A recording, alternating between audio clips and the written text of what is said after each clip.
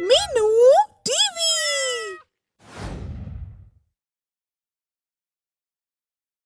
Lockdown के कारण सबके काम धंधे बंद पड़े हैं और लोग घरों में रहकर जैसे भी गुजारा हो पा रहा है वैसे ही करने पर मजबूर है। कुछ ऐसे भले समर्थ लोग भी हैं जो कभी कभी इन गरीबों की सुध भी ले लेते हैं और इनके घरों में थोड़ा बहुत राशन बांट जाते हैं। दिवाकर भी उन्हीं भले लोगों में से एक है और आज गरीबों की बस्ती में राशन बांट रहा है। वह गरीबों को राशन बांट ही रहा होता है कि तभी उसकी नजर एक गरीब अंधे भिखारी पर पड़ती है जो उसे पुकारते हुए उसकी तरफ ही चला रहा है। अरे सेठ, मुझ अंधे भिखारी को भी कुछ दे देना। 3 दिनों से कुछ भी नहीं खाया, भूख के कारण प्राण निकले जा रहे हैं भाई। ये कहते हुए वह अंधा भिखारी दिवाकर के बहुत निकट आ जाता है और उसे देखते ही दिवाकर हैरान होते हुए कहता है, अविनाश, ये मैं क्या देख रहा हूँ मेरे दोस्त? तू और एक अंधा गरीब भिखारी। दिवाकर तुम? हाँ, मैं तेरा दोस्त दिवाकर। पर ये सब तेरे साथ कैसे हो गया रे? तू तो IAS ऑफिसर बनने गया था और आज एक अंधा गरीब भिखारी बनकर मिल रहा है। तुझे क्या बताऊं दोस्त। 10 साल पहले दिवाकर की अविनाश नाम के एक लड़के से गहरी दोस्ती थी। अविनाश के माता पिता मर चुके थे और वह अपने मामा के सहारे पर ही पल रहा था। दोनों कॉलेज में पढ़ रहे थे और IAS बनने के सपने देख रहे थे। अविनाश दोस्त, भगवान मुझे कुछ बनाए या ना बनाए, पर तुझे इस दुनिया का सबसे बड़ा अफसर बना दे। क्यों? तुम्हें भगवान अफसर क्यों नहीं बनाए दोस्त? क्योंकि मैं तुम्हें जीवन में बहुत आगे बढ़ते देखना चाहता हूँ और मैं तुम्हारी दोस्ती में जीना मरना चाहता हूँ। अविनाश गरीब है और उसने बचपन से ही बहुत दुख देखे हैं, इसलिए दिवाकर हमेशा यही चाहता है कि उसके दोस्त की जिंदगी खुशियों से भर जाए और उसे कभी किसी भी प्रकार का दुख न सहना पड़े। दिवाकर की छोटी बहन पूजा अविनाश से प्यार करती है और दिवाकर उनके प्यार से बहुत खुश है। पूजा, मेरी बहन, तू अविनाश का हमेशा पूरा ख्याल रखना। उसने जीवन में बहुत दुख देखे हैं। भैया, मैं मरते दम तक उसका पूरा ख्याल रखूंगी। देखना, जीवन भर भी कोई दुख न होने दूंगी उसे। तभी उनकी माँ वहाँ आ जाती है और उनसे पूछती है, तुम दोनों भाई बहन क्या बातें कर रहे हो? तुम ही बताओ अम्मा, हम किसके बारे में बातें कर रहे होंगे? तुम दोनों मेरे अविनाश के सिवा किसी और के बारे में बात कर ही नहीं सकते। भगवान मेरे अविनाश को लंबी उम्र दे। इस तरह समय बीतता जाता है और फिर एक दिन अविनाश IAS की परीक्षा देने के लिए जाता है, मगर रास्ते में वह एक सड़क दुर्घटना का शिकार बन जाता है। उस सड़क हादसे में उसके सिर में गहरी चोट आती है और उसकी आंखों की रोशनी चली जाती है। वो अंधा हो जाता है। डॉक्टर, मुझे कुछ दिखाई क्यों नहीं दे रहा? सिर में गहरी चोट लगने के कारण तुम्हारी आंखों की रोशनी चली गई है और अब तुम शायद ही कभी देख पाओ। डॉक्टर की बात सुनकर अविनाश निराश हो जाता है और अपनी बदकिस्मती को कोसते हुए सोचने लगता है, मैं अंधा जहां भी जाऊंगा वहीं लोगों पर बोझ ही बनूंगा। कोई मेरा बोझ कब तक उठाएगा? हो सकता है दिवाकर और पूजा भी मुझसे मुंह मोड़ ले।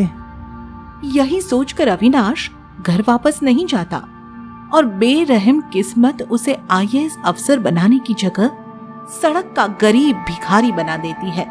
मगर उधर दिवाकर और उसकी बहन पूजा उसके वापस लौटने की उम्मीद में पागलों की तरह दिन रात उसकी राह देखते रहते हैं। बहन, तुम रो क्यों रही हो? अविनाश कहीं रुक गया होगा, जल्द ही वापस आ जाएगा। आज से पहले तो ऐसा कभी नहीं हुआ भैया। अगर वो नहीं आया तो मैं जी नहीं पाऊंगी। आज नहीं तो कल लौट आएगा। आखिर अपने इस दोस्त को छोड़कर जाएगा कहाँ? दिन, महीने और साल बीतने लगते हैं और इस तरह अविनाश के घर वापस लौटने की उम्मीद खत्म हो जाती है। इस बीच दिवाकर बड़ा सरकारी अफसर बन जाता है और शादी भी कर लेता है, मगर पूजा शादी से मना ही करती रहती है। अब शायद अविनाश कभी न लौटे, इसीलिए तुम्हें उसे भूलकर शादी कर लेनी चाहिए। ऐसा न कहिए भैया, मेरा मन कहता है अविनाश एक दिन जरूर वापस आएगा और मैं शादी करूंगी तो सिर्फ अविनाश से ही करूंगी। मेरी किसी और से शादी करने की बात सोचना भी मत। अविनाश की दुख भरी कहानी सुनकर दिवाकर को दुख तो बहुत होता है, मगर साथ ही उसे अविनाश पर गुस्सा भी बहुत आता है। इतने दुख अकेले ही सहता रहा, क्या तुझे अपने दोस्त पर भरोसा नहीं था? और वो पूजा जो तेरे लिए आज भी कवारी बैठी है, उसके बारे में तो सोच लेता। क्या पूजा ने अब तक शादी नहीं की? नहीं की। वो आज भी तेरी राह देख रही है। वो तेरे सिवा किसी से शादी नहीं करेगी। यह सब सुनकर अविनाश की आंखों में आंसू भर आते हैं और वह न चाहते हुए भी अपने दोस्त दिवाकर के साथ उसके घर चलने को तैयार हो जाता है। फिर जैसे ही वे घर पहुंचते हैं और पूजा अविनाश को देखती है और उसके साथ घटी दुर्घटना के बारे में उसे पता चलता है, तो वह फूट फूट कर रोने लगती है। तुम्हारे साथ इतना सब कुछ हो गया और तुमने हमें खबर तक नहीं दी। क्या हम गैर थे तुम्हारे लिए अविनाश? हम गैर थे तुम्हारे लिए? मैं सचमुच पागल था, तुम्हारे प्यार और अपने दोस्त की दोस्ती को समझ नहीं सका। तुम सब मुझे माफ कर दो पूजा। इस तरह अविनाश की जिंदगी में फिर से एक बदलाव आ जाता है। दिवाकर उसे लेकर आंखों के डॉक्टर के पास जाता है और एक छोटे से ऑपरेशन के बाद उसकी आंखों की रोशनी वापस लौट आती है। पूजा अविनाश से शादी कर लेती है और फिर दोनों खुशी खुशी रहने लगते हैं। आप सुन रहे हैं कहानी चुड़ैल सब्जी वाली। एक समय की बात है, सारंगपुर नाम के गांव में शीला अपने पति के साथ नई नई रहने आई थी।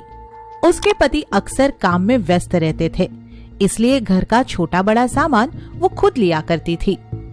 अरे सुनिए तो, यहाँ अच्छी सब्जी कहाँ मिलती है बहन जी? अरे सब्जी का नाम मत लो, पता नहीं अभी सूरज ढल गया है। पर क्यों?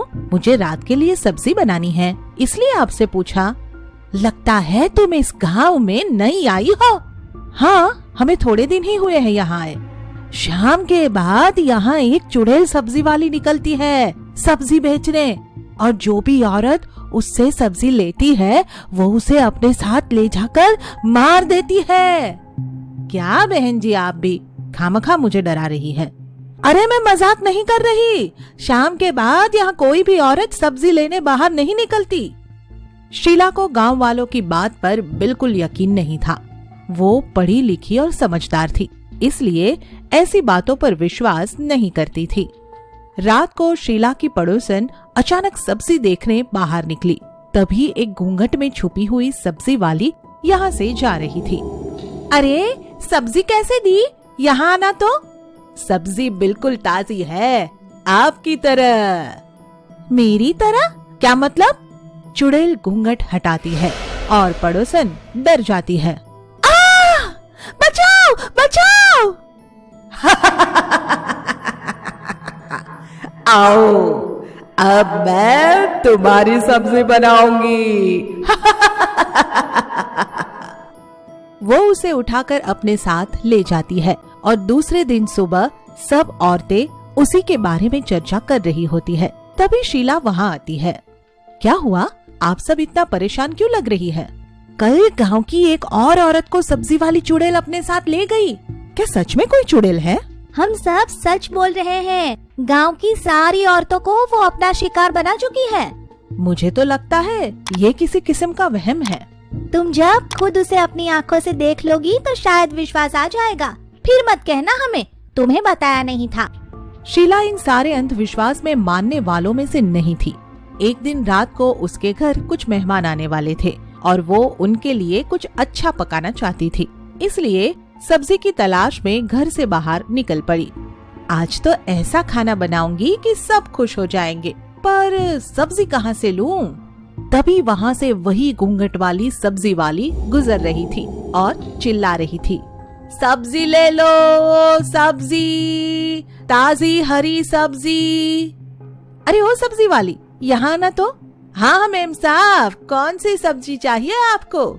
सबसे अच्छी और ताजी सब्जी देना, मुझे मेहमानों के लिए बनानी है। पर आप उनके लिए खाना नहीं बना पाएगी। क्या मतलब? चुड़ैल अपना घूंघट उठाती है और जोर जोर से हंसने लगती है। क्योंकि आज मेरी मेहमान बनोगी तुम। हे भगवान, ये तो सच में चुड़ैल है। सत्यानाश हो मेरा, मैंने गांव वालों की बात नहीं सुनी। वो चुड़ैल शीला को उठाकर अपने साथ ले जाती है। मुझे छोड़ दो प्लीज, मैंने तुम्हारा क्या बिगाड़ा है? मैं तुम्हारी छोटी बहन की तरह हूँ, तुम्हारी भी तो कोई बहन होगी ना। चुड़ैल अचानक ये सुनकर रुक जाती है। ये सब मैं अपनी छोटी बहन की मौत का बदला लेने के लिए ही कर रही हूँ। मतलब? मैं कुछ समझी नहीं। मैं और मेरी बहन कई साल पहले इस गांव में सब्जी बेचने आया करते थे। हमारी माँ की मौत के बाद मेरी छोटी बहन को मैं ही संभालती थी। वो स्कूल से आने के बाद मेरे साथ सब्जी बेचने आया करती थी। एक दिन मैं सब्जी बेचने में व्यस्त थी और वो नदी किनारे खेल रही थी। अचानक वो नदी में डूबने लगी। मैंने सब गांव वालों से मदद मांगी, पर किसी ने मेरी मदद नहीं की और मेरी छोटी बहन उस पानी में बह गई। और कुछ दिनों बाद मैंने भी उसी पानी में डूबकर आत्महत्या कर ली। तब से मैं इस गांव से अपना बदला लेने के लिए भटक रही हूँ। ये तो तुम्हारे साथ बहुत बुरा हुआ। गांव वालों को तुमसे माफी मांगनी चाहिए। मैं भी कई साल पहले एक नदी किनारे बेहोश पड़ी मिली थी। फिर मुझे उस गांव के सरपंच ने अपनी बेटी बनाकर पाला था। तुम अपना पैर दिखाना जरा। ये देखो। पर क्यों? यही निशान मेरे पैर पर भी है। तुम मेरी बहन हो जो नदी में बहकर दूसरे गांव चली गई थी, और आपको मेरी वजह से ये सब झेलना पड़ा। शीला बहुत रोती है और अपनी बहन से माफी मांगती है। और यही नहीं, वो सारे गांव वालों से अपनी बहन से माफी मांगने को कहती है, जिससे चुड़ैल की आत्मा को मुक्ति मिल जाए और उस गांव से सब्जी वाली चुड़ैल का साया हट जाए। आगे की मजेदार स्टोरी के लिए चैनल को सब्सक्राइब करें और बेल आइकन प्रेस करना ना भूलें।